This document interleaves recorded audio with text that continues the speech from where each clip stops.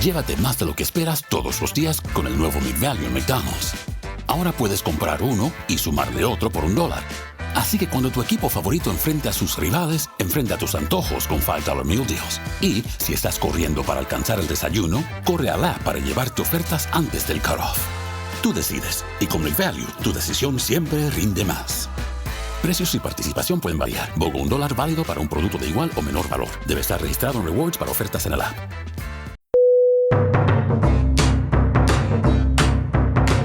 Hello. Welcome to Strong Sense of Place. I'm David Humphreys. And I'm Melissa Jewell-Wan. In each episode, we explore one destination through the pages of 5 books we love. We search for books that are readable, engaging, opinionated, and tell you about the best. Fiction and non, contemporary and classic. These books help us understand the world and our place in it. We're on a trip around the globe, one great read at a time. Thanks for joining us.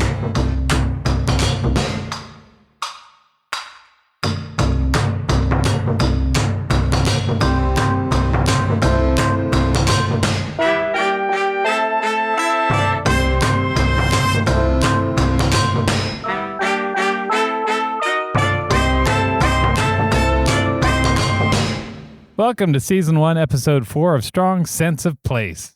Today we're talking about Mexico. At the start of every episode, we talk about why a writer would be interested in a location. What makes Mexico compelling for writers? Before I jump into that, fun fact. Mexico is the most popular vacation spot for Americans traveling outside the United States. Because of those beautiful, beautiful beaches. I suspect that is probably the case. But I want to talk about the other things in Mexico. Ancient cultures, like the Mayans, the Toltecs, and the Aztecs.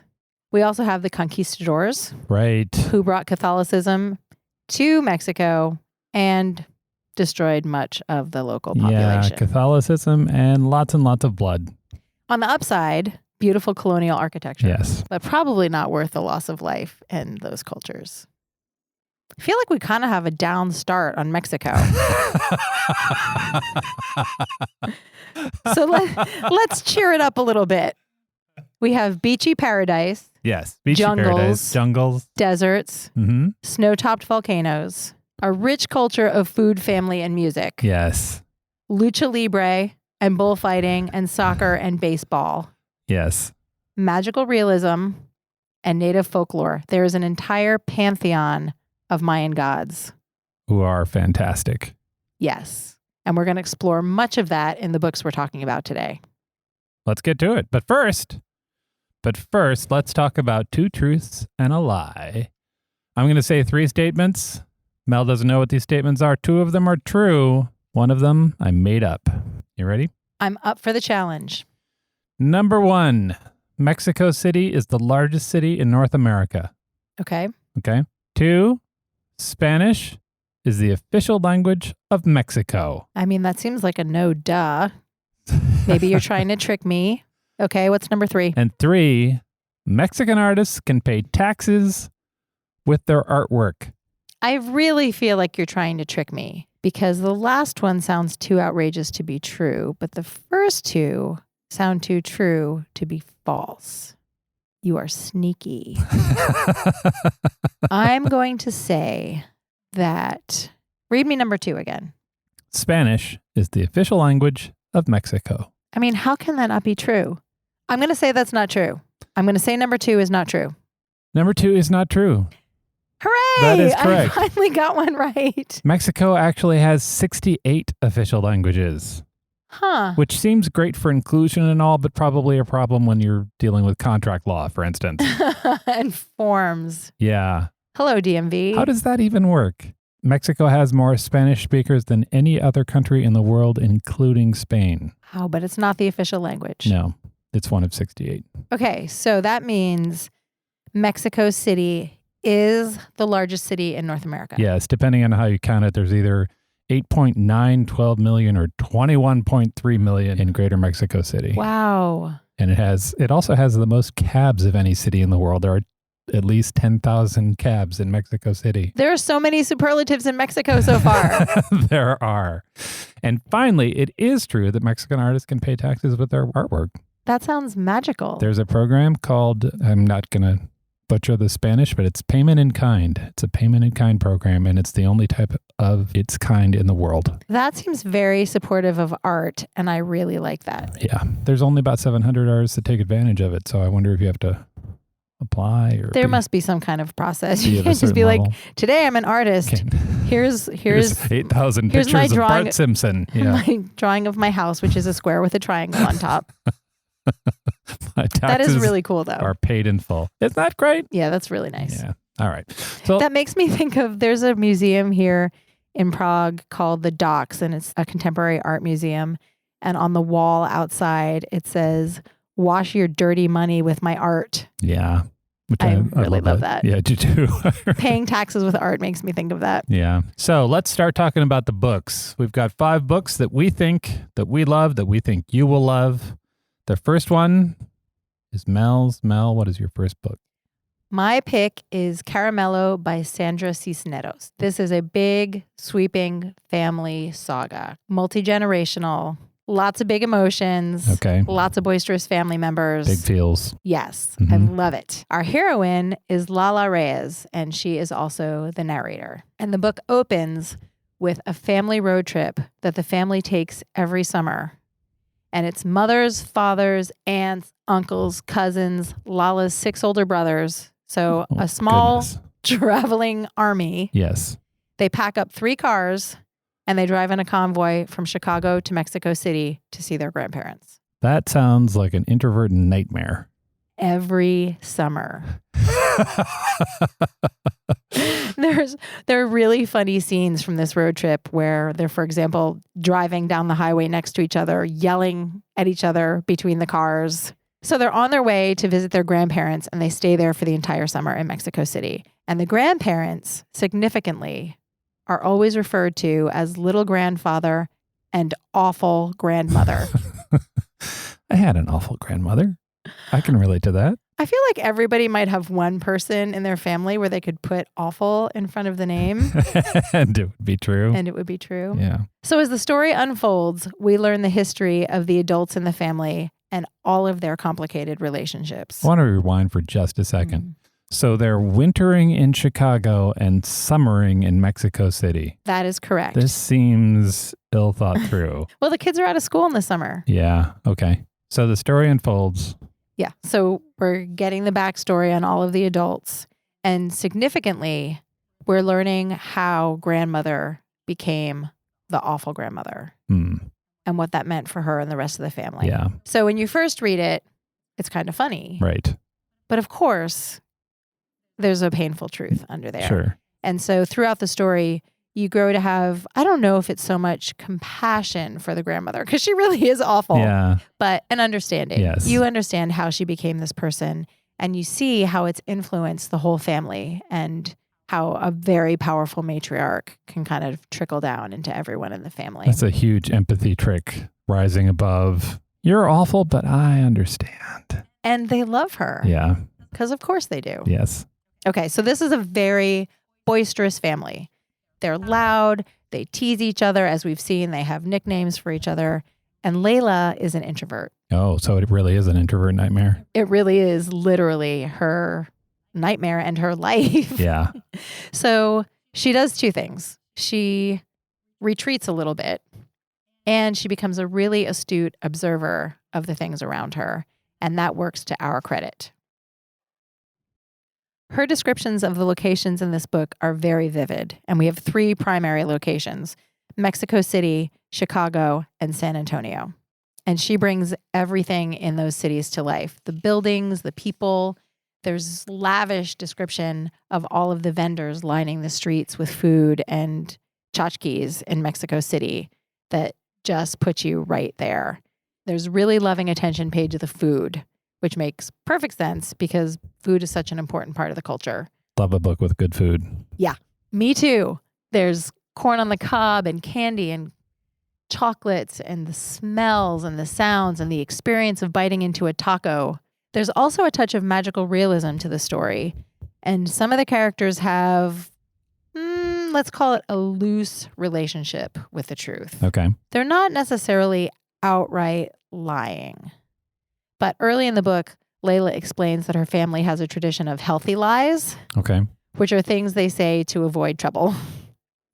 So we're never really sure how much a story is being exaggerated. And she's never really sure if what she's being told is the actual truth. Right. So she's a dependable narrator, but what she's getting may or may not be what happened. Right. And it also, after a while, it kind of raises the question, does it really matter what is there actual truth? Right. Does it matter what the actual truth of the facts is? Because the impact they have on people is really what matters. Yeah. And what motivates people is really what matters. Yeah. And after a while, the stories that we tell ourselves become the truth. They are the truth. The other thing that gives this book a very strong sense of place is that the author drops in references to real people and places in Mexico City, which is really fun. This is another book that's fun to close read. Just kind of keep a browser window open next to you and Google things as you read along. Mm-hmm. One that jumped out at me because she reminded me of Betty Page was the actress Yolanda Montes. She was very sexy, glamorous cabaret performer in Mexico City in the 1930s. But her stage name, and the name that most people know her by, is Tongolele. Tongolele.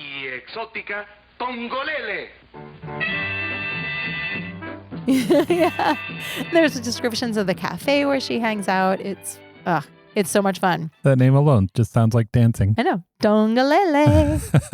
I'll put links in the show notes so you can see picture and video of Picture her. of Tongolele. There's a video of Tongolele performing in a movie. Oh, that's what we want. Fantastic. Yeah. I'm just going to say leopard print and leave it there. Yes. So who would you recommend this book to? I went on a big emotional journey with this family. So if you like a book that kind of tugs at your heartstrings, and if you have a family that you love very, very much, but also drives you crazy, this book is for you. And that is Caramello by Sandra Cisneros. Dave, what's book number 2? Book number 2 is The True History of Chocolate by Sophie and Michael Coe. You said chocolate, and I sat up a little straighter. I know. Me too. I was doing research for books on Mexico, and this came up, and I was like, yes, everything now. This book is a nonfiction history of chocolate. So like a biography of chocolate? Yes, a biography of chocolate.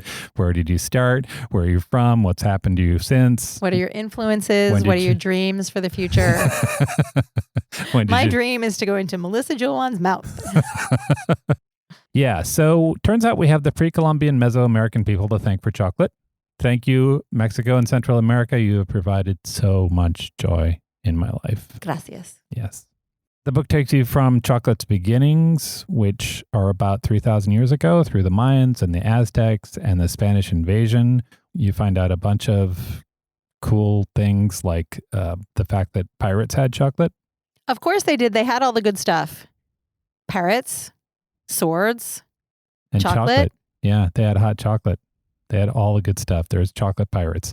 We learned that when chocolate got back to Europe, Italians experimented with it in pastas and meat dishes and macaroni. I felt completely vindicated by this because of my suggestion that we put chocolate in the chili a long time ago. Turns out the Italians were with me on that one. We hear that Catholics argued about whether or not you can eat liquid chocolate during Lent, which I think is a fascinating philosophical problem. So whether you can eat liquid chocolate during Lent, but solid chocolate was okay? Well, so solid chocolate actually wasn't a thing when they were having this right. question. The question was if liquid chocolate was too much like food. Okay. We hear about the rise of industrial chocolate and the beginning of modern chocolate. The chocolates that we know that are salad eating chocolates was relatively late to the game. 1700s, I think. We hear about Milton Hershey, America's chocolate baron, and his chocolate town. I grew up about 45 minutes from Hershey. We've been to Hershey, Pennsylvania. I've been on the roller coaster at Hershey Park many times, as well as in Chocolate World, which is a very undangerous, unthrilling ride where you sit in a cart and they take you through the life of a chocolate bar. Yes, which I found less interesting than this book. But that was me. But does the book smell like chocolate? Mm. Aha. I can make the book smell like chocolate. We find out about how to make chocolate. And I found that so enticing that I was like, can I do this as a hobby? And follow-up question, how many friends would I have if I figured out how to make chocolate as a hobby? And I have to admit that when you told me that you were thinking, oh, chocolate might be a fun hobby, for about 20 seconds, I was really mad because I can't get you to make dinner. But then I was like, that's fair. I mean, I guess if his hobby became making chocolate, that would be okay. I would benefit from that. I don't think I'm going to do it. Darn it, Dave. Yep. If you're thinking about reading this book, I don't know, caution seems like a harsh word, but word of warning? Heads up? Heads up, maybe? It reads a little scholarly. So elaborate on that. What do you mean by scholarly? Like, is it dry? Is it fact-laden? It's written by two professors, and they are deeply in love with chocolate, and they really want you to know about chocolate, but it's chocolate school. You're definitely getting the sense that this is a half step from a lecture. So it's a good book for people who like to know the inside workings of things. Yes. Kind of similar to the restaurant book that you talked about in episode 2. Right. Exactly. Okay. You should also know this book has a heartwarming backstory. I am always on board for a heartwarming backstory. So one of the writers, Sophie Coe, she's an anthropologist and she's a food historian. She has a PhD from Harvard. She's been working on food history her entire life. She published a book called America's First Cuisines, which talked about food before Columbus in America. And she just finished that, and she decides she wants to work on the history of chocolate. And she starts working on that, and she's in Rome, and she's looking through 400-year-old books that have chocolate history and details in them, which was exciting to me. But she doesn't feel right, and she goes to a doctor, and she finds out she has cancer, and she only has a few months to live. I hope this story is going somewhere a little bit happier soon. Yeah. So her husband, Michael Coe, is a professor of anthropology at Yale, and he tells her he'll finish the book, but she has to remain the senior author since the book would be almost completely based on her research. And then she died, but he finished the book because he loved her. That is a really beautiful story. Isn't that nice? Yeah. I also want to say that I raise a cup of hot chocolate to these two because they took their combined research experience and applied it to chocolate. Yeah. Also, they're super cute couple. There's a picture of them. We'll put it in the show notes, but they're really, really cute. He wrote in the introduction, and I just found this lovely, so I'm going to read it. He wrote in the introduction, "Finally, lest it be thought that it was some kind of burden or sacrifice for me to finish Sophie's book, I want to state here that it was a true pleasure." And then he says, "I've learned much from Sophie, even posthumously while writing this history. And although I could never hope to duplicate the wry and ironic humor that enlivens her previous book, I hope that something of her wit and scholarship can be found in this one." Isn't that nice? That is really beautiful. He seems like a lovely man. Yeah. So if you're interested in hearing about the early history of Mesoamerica or the long voyage of chocolate from crazy little tree to your neighborhood gas station, and you're not afraid to get schooled by two sweet, sweet professors, I highly recommend The True History of Chocolate by Sophie and Michael Coe. That brings us to the next book. What's your next book? My book also has chocolate in the title. Excellent. It is Like Water for Chocolate by Laura Esquivel. That's a good one. I know that this is a classic and that potentially a lot of our listeners have read this book already, but this is my plug to read it again.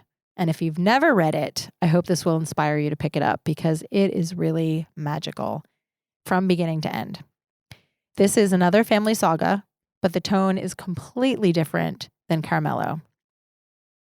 This is straight up, uncut, 100% pure magical realism. So let's stop for a second and talk about magical realism. Yeah, let's unpack that a Yeah, little what bit. does that mean? So I always think of magical realism as a story that's set in our world, but has magical elements. And then I thought to myself, what do the experts say? So magical realism is a subset of fantasy. Yep. So all magical realism is fantasy. Yes. Mm-hmm. And Here's what some experts say. I'm going to leave this to our listeners to decide if they agree, because I feel like you can debate it. But this is the definition that I've been working with as I've been reading books for this podcast. Okay. In fantasy, you have a world created in its entirety from an imagination. So something like Lord of the Rings, Wizard of Earthsea, yes, stuff like that. It has its own set of rules for how the world works, and it's created whole cloth from imagination. Magical realism is set in our world, but magical things happen. Okay. And then what some people in literature say, they take it a step further and say, when those magical things happen, the people that they're happening to don't think they're unusual. Oh. Something magical happening is just part of the world. It's not that strange. Okay. So I wake up in my bed and there's a magical toad at the end of my bed. There's a toad at the end of my bed, and the toad starts explaining to me what my day is going to be like. And you're like, thanks, Toad, for telling me what's up today. Yeah. Just you're not rolling like, with it. Holy crap. Holy cow. There's a talking toad. Yeah. Yeah. Okay. Good? Yep. We have a shared definition. We do. Listeners, feel free to leave comments on show notes and let us know what you think of our definition. Yeah. Okay. So Back to the book. back to the book. This book weaves together food and family in a way that makes perfect sense. But there are over-the-top magical things happening that are simultaneously beautiful and sad and kind of wacky. Okay. I'm going to get to some examples in a minute. All right. But first, I want to talk a little bit about the setting. Okay. It's set in a Mexican border town around 1900. So that's the time of the Mexican Revolution. So we have a family story, which is very intimate and small scale, playing out against the backdrop of the larger Mexican Revolution. And at the heart of the story is a forbidden love. A young girl and boy are desperately in love with each other, like fireworks from the first second they see each other. Actual fireworks? Magical fireworks? I don't think there were actual fireworks. Okay. I'm scanning my mind now to remember if that was one of the magical things that happened. I don't think so. I think they were metaphorical fireworks. Okay. But this is like the only place. As the youngest daughter, it is Tita's responsibility to take care of her mother until her mother's death. And her mother is completely overbearing. So Tita is in love with a boy, but Tita's problem is that she has to take care of her mom. Forever. Forever. Yes. Okay. So even though it's doomed, the two of them are completely nuts about each other. Yes. I want to read you a quote from the book Okay. so you can understand the fire that burns between these two. Okay. When Tita felt Pedro's gaze on her, she understood exactly how raw dough must feel when it comes into contact with boiling oil. Whoa. Boom. Yeah. So Pedro, realizing that he can't marry Tita, who he loves, does the only reasonable thing. He decides to marry her older sister Sure. so he can be close to Tita. That is, yes, that's the only possible thing you could Let's do just in that pause scenario. for a minute and meditate on that terrible, terrible decision. That's a really bad decision Bless his little heart. because now he's sort of ruined at least 3 people's lives. That goes about as well as you would expect. There are ramifications all over the place. Sure. And the rest of the book is pretty much the story of how that decision impacts everyone around them, because they're just like concentric circles of impact in their family, in the village, their friends. This touches everyone. Right. But that's some compelling reading because you want to know how that works out. Absolutely. I Yeah. mean, thank you, Pedro, for making a really terrible decision. Because what's bad for you is great for us. Yeah. Let's talk about the magic. Okay. Tita spends almost all of her time in the kitchen. She is the best cook anywhere. And the food that she makes becomes infused with her emotions. Whoa. This has some ramifications. I would imagine so. For example, she makes this savory sauce from rose petals. And it smells wonderful. And it tastes delicious. And it makes everyone who eats it go crazy with passion. Really? So they're like literally sitting around the dining table, like squirming in their chairs, sweating. Her sister gets up and runs out and like bursts into flames. and she goes into the outdoor shower and the water evaporates off of her skin. She is on fire with passion. Wow. Because Tita's burning love for Pedro went into the dinner. Later, when she cries into wedding cake batter, the people who eat the cake feel a devastating sense of longing and sorrow.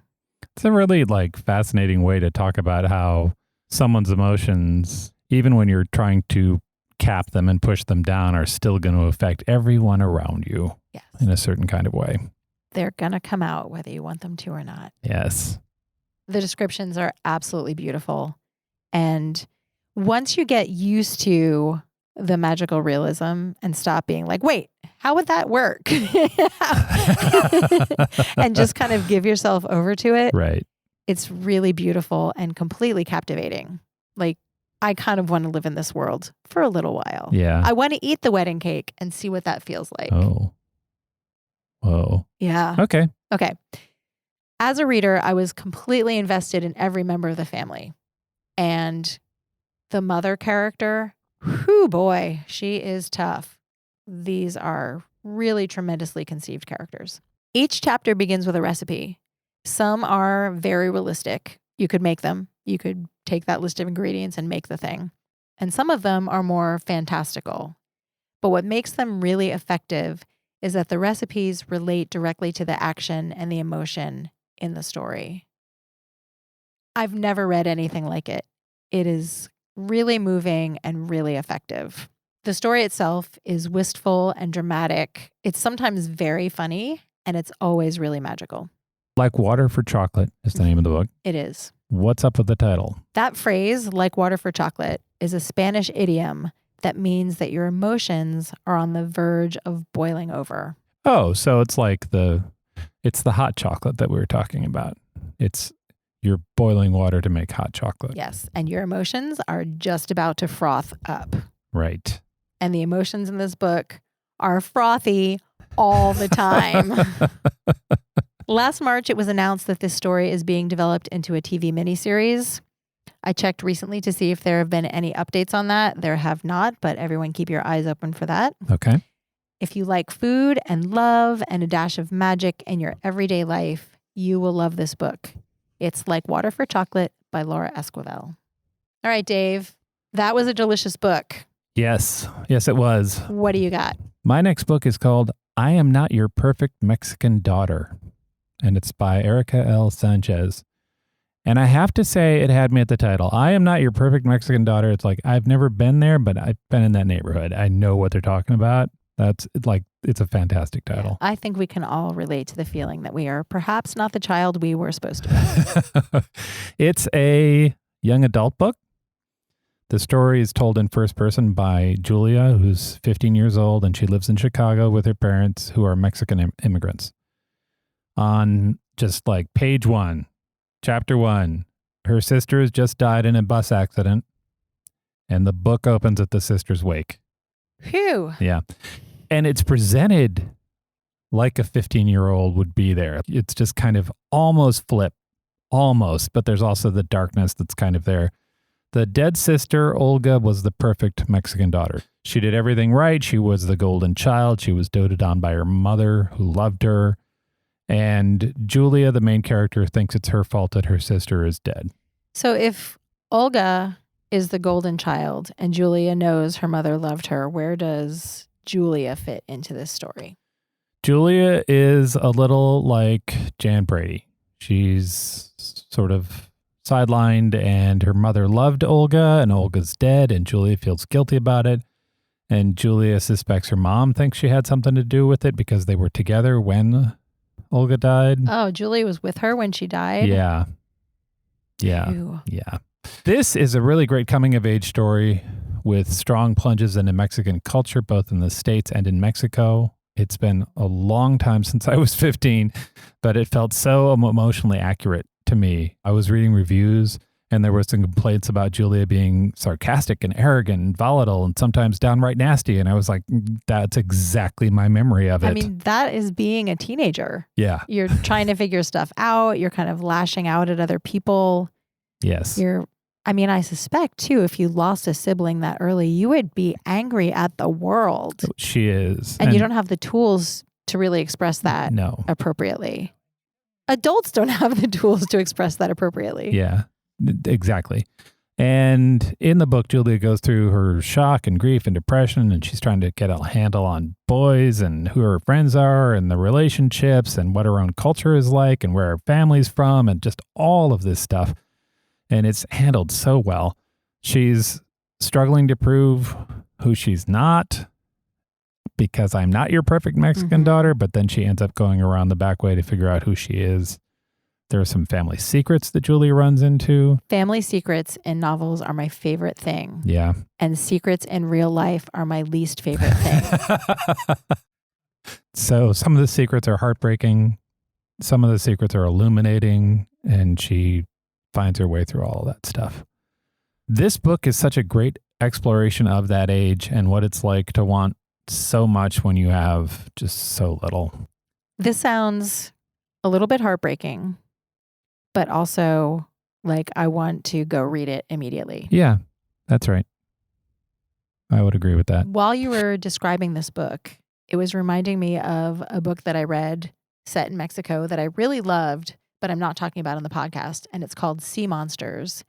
And it is also about a teenager who is struggling to understand her identity. And she manages it in a completely different way. So there'll be a write-up on our blog. All right. Both of those books will be on our website. Both of those books are great. The one I read was I Am Not Your Perfect Mexican Daughter by Erica L. Sanchez. Okay, that brings us to our last book. Mel, what's our last book? This pick is completely different than everything else we've talked about today.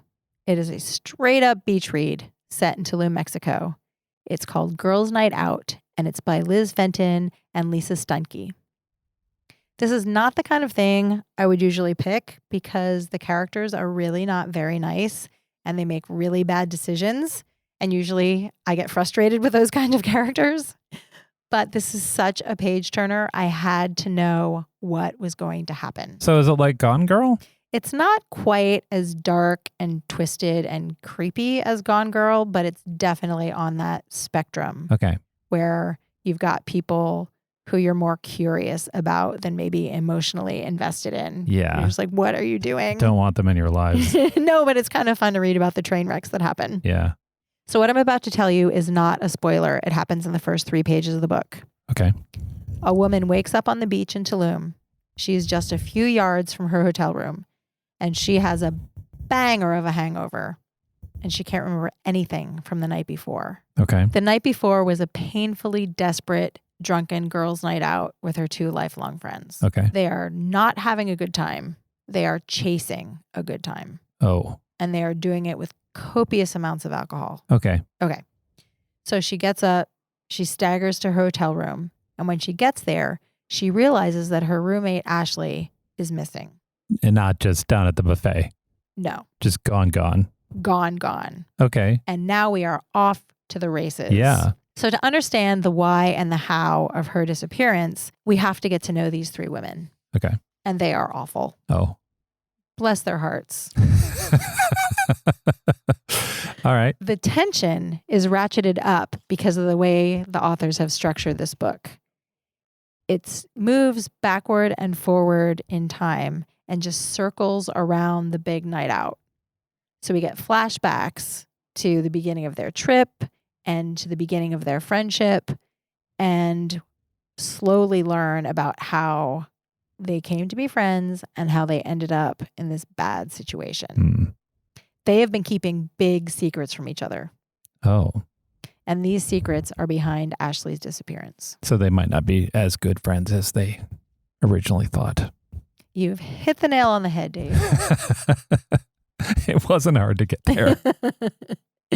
So if this was only a suspense thriller, we would not be talking about it on this show. But it's set in Tulum, Mexico, and the authors have done a brilliant job of capturing the vibe of Tulum. For people who haven't been there are a lot of dichotomies in Tulum. It's a really beautiful place. The beach is pristine. The water is crystal blue. There are Mayan ruins on this cliff overlooking the ocean. So you can tour the ruins and then go down these kind of terrifying rickety wooden stairs to the most perfect beach I've ever been on. You and I were lucky enough to go to Tulum, and when I got down to the beach, I turned around and looked at the Mayan ruins, and I was like, this beach is why those ruins are here. They got here and they looked at that beach and they were like, yes, let's do it. We're here. And they were absolutely right. Yeah. It is a fantastic spot. And when you're in the water, you can look at the cliffs and see iguanas running around. Yeah.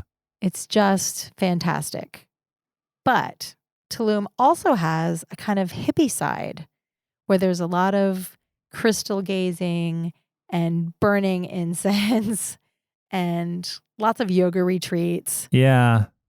Because I think there's because of the Maya connection. Yeah. It's a spiritual center as well. Yes. And then there's another aspect, which is margaritas. Yeah. All day long. Absolutely. Yeah. It's kind of a bit like Vegas at an archaeology dig.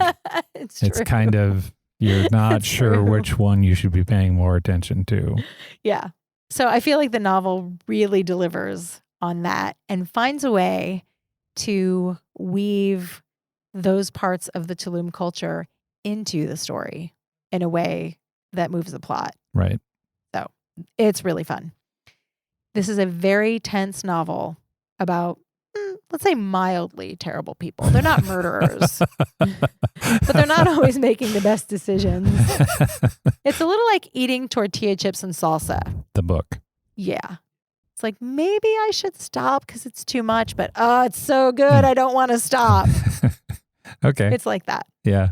So if you're headed to Mexico to lie on the beach, or maybe you just want a mental beach vacation, I'm always down for a mental beach vacation. this book is for you. All right. Fun fact. This book was written by two women who I've mentioned, Liz Fenton and Lisa Steinke. They've written 6 books together, and they've been friends for 30 years. In the acknowledgments of this book, they shared a little bit about the challenges of writing this one. And all I could think when I was reading it was, I hope they were not as mean to each other as the characters in this book. What if they're like in a hotel room thinking about horrible things they could do to each other? And then they turned it into a novel? Yeah. I am so sick of her crap.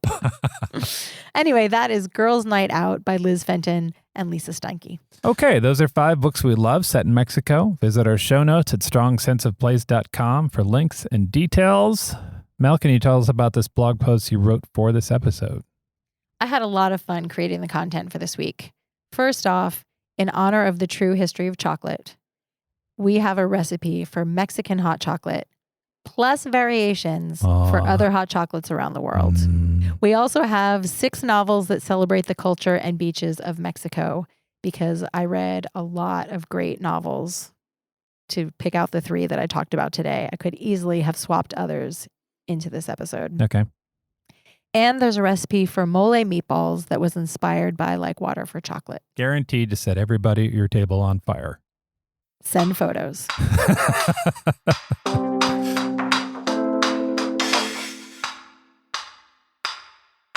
Thank you for listening to Strong Sense of Place. For more on Mexico, including the books we discussed today, additional book recommendations, information about our guest, and literary landmarks in Mexico, visit our webpage at strongsenseofplace.com. Be sure to sign up for our free weekly newsletter. It's packed with our favorite book and travel-related things. And please follow us on Instagram, where we are at Strong Sense Of, for photos, illustrations, short book reviews, and more bookish fun. If you enjoyed the podcast, please rate it, review it, and definitely tell a friend. And don't forget to subscribe so that you never miss an episode. Mel, where are we going on our next episode? We're breaking out our tartan plaid and a dram of whiskey in Scotland. Thanks so much for listening.